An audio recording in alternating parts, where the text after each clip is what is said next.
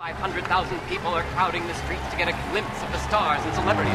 3 companies of Marines were called to assist the 250 special police who are handling this enormous...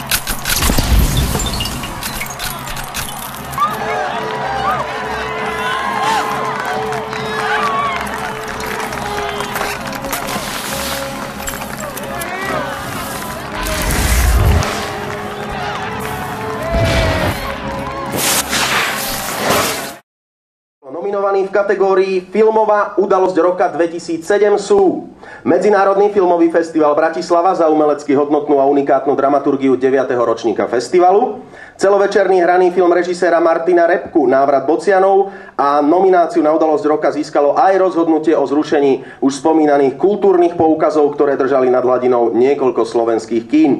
Cenu príde odovzdať slečna Barbora Argalášová, sales manager spoločnosti Pelikán SK, najväčšieho predajcu leteniek na Slovensku. Ocenenie portálu Kinema.sk v kategórii Filmová udalosť roka 2007 získava 9. ročník Medzinárodného filmového festivalu Bratislava. A ocenenie prevezme pán Peter Nágel, programový riaditeľ Medzinárodného filmového festivalu Bratislava. Gratulujeme. Ale neviem, či tá cena je v poriadku, pretože ten festival iba začal, tak ak už tie prvé 3 dni sú udalosťou roka, tak ďakujem pekne.